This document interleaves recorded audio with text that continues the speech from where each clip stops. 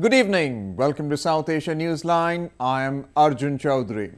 Here are the top stories we're tracking for you on Friday, the 9th of October.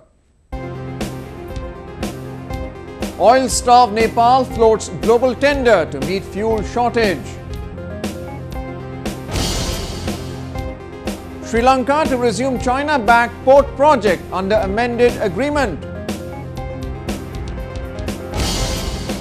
And former beauty queen Aishwarya Rai Bachchan returns to silver screen this weekend. And now for all the details. The eastern Indian state of Bihar goes to the polls on Monday to elect their regional government. Polling will be held in 5 phases till 5th November.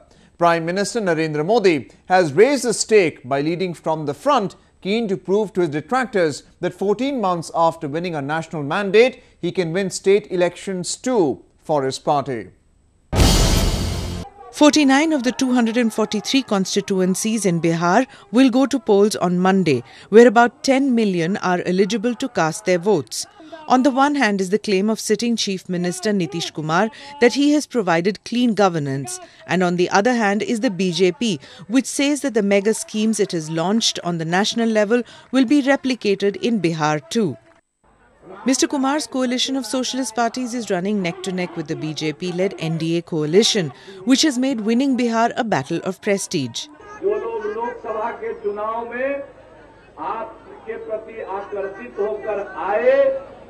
उनका मोह भंग हो गया, उनको पता चल गया भाजपा क्या है.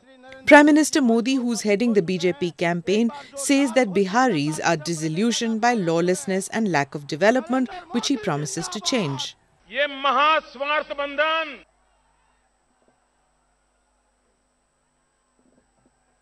इन्होंने बिहार में 60 साल तक राज किया है मेरे भाइयों बहनों. तो इकट्ठे कब आए? कुर्सी के लिए इकट्ठे आए, कुर्सी के लिए इकट्ठे आए भाइयों.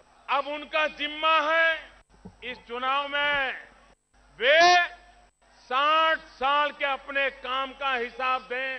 Even though Narendra Modi is not the Chief Minister candidate of Bihar, winning this state election is important for Narendra Modi, say election analysts. If he wins Bihar, it will give him greater leeway to go ahead with policies that he wants to implement and the style of functioning that he has adopted. If he loses Bihar, he may get reined in by those who are opposed to him from within the party and outside. The BJP is leaving no stone unturned to win Bihar.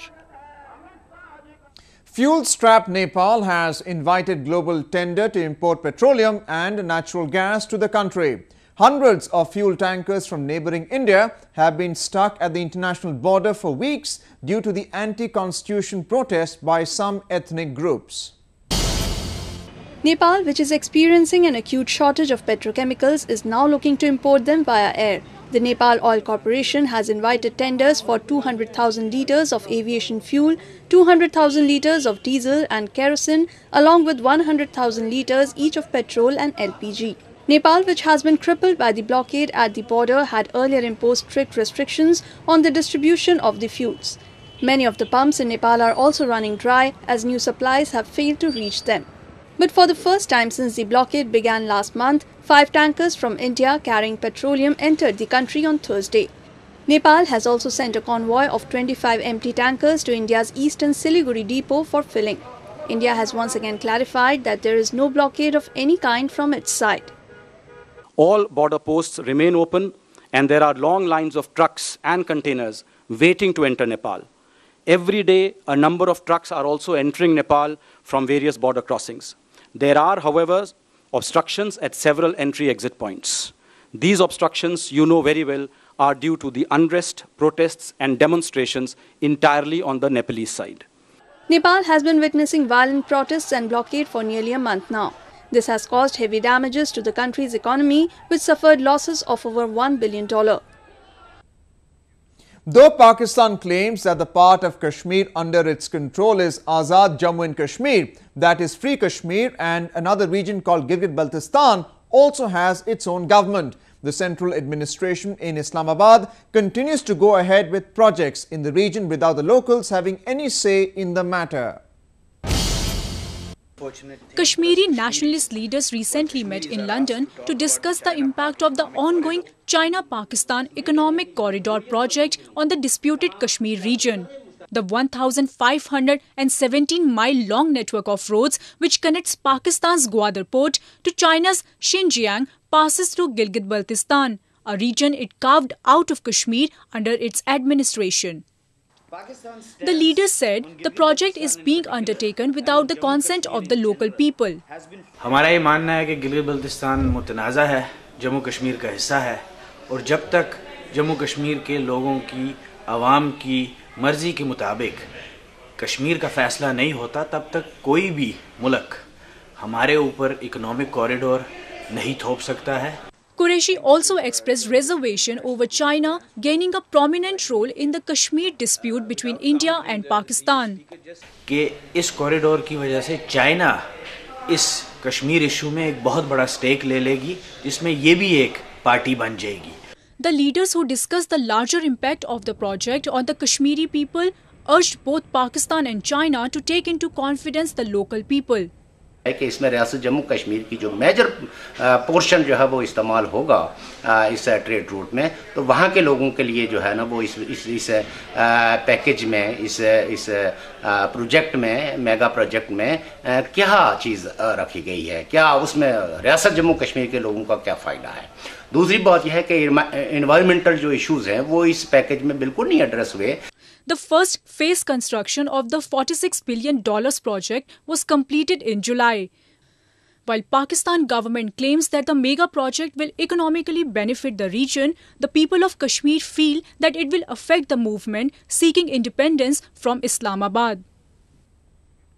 India's stock market rose to a 7-week high on Friday, following strong global cues as the Federal Reserve's latest meeting quelled expectations of an imminent US rate hike.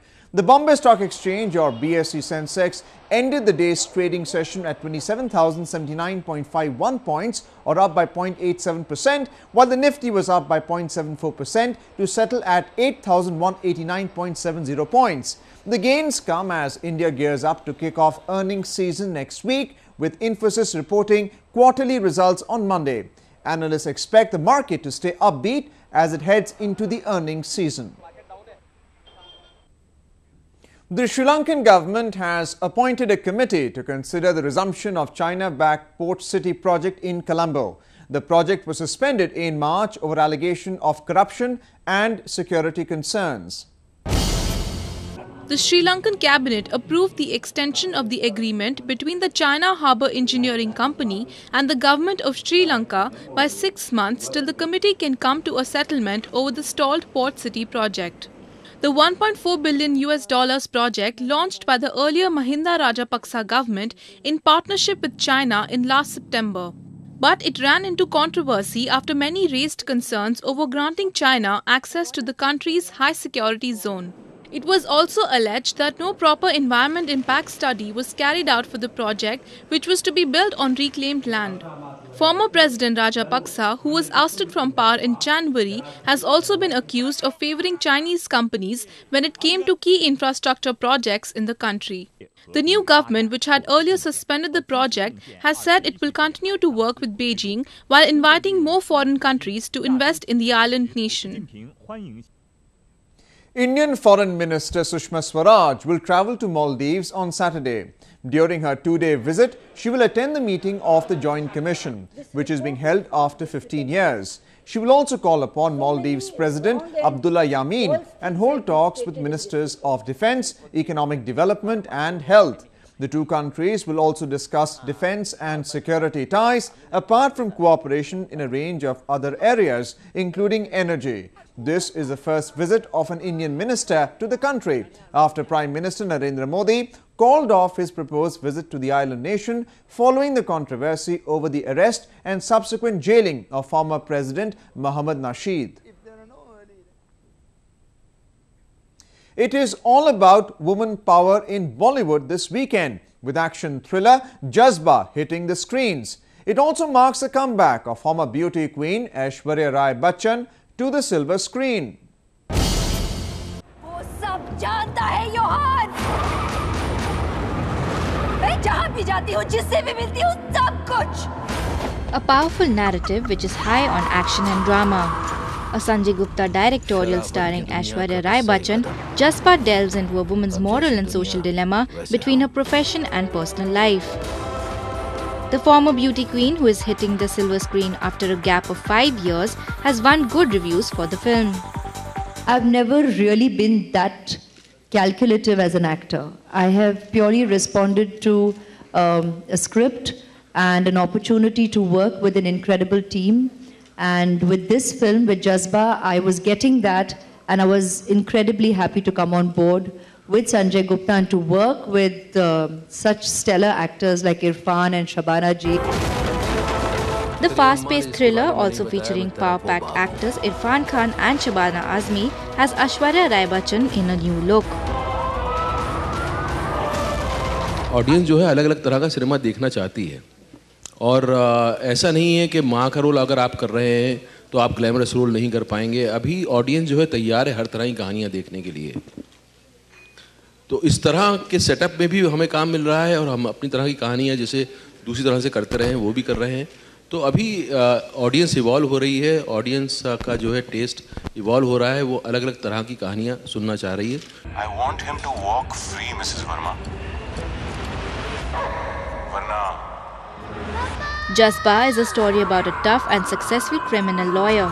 But hell breaks loose in her paradise when her daughter gets kidnapped. As she races against time to save her daughter, she is forced to fight for a convicted rapist and murderer against her will. इस वक्त आप सिर्फ एक lawyer हैं जो हर हाल में अपना case जीतना चाहती हैं।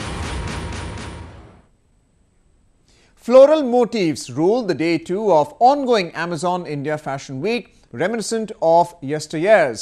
Variants of elegant cuts was in full display for fashion aficionados. Take a look.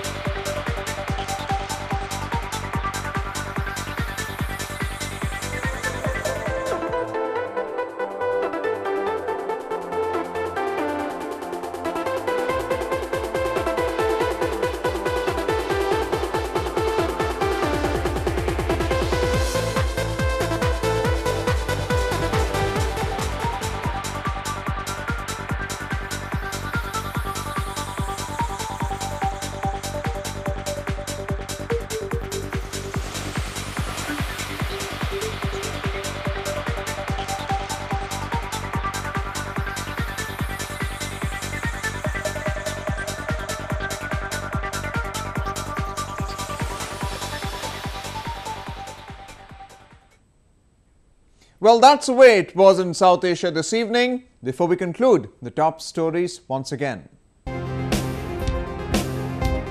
Oil-starved Nepal floats global tender to meet fuel shortage. Sri Lanka to resume China-backed port project under amended agreement. And former beauty queen Aishwarya Rai Bachchan returns to silver screen this weekend.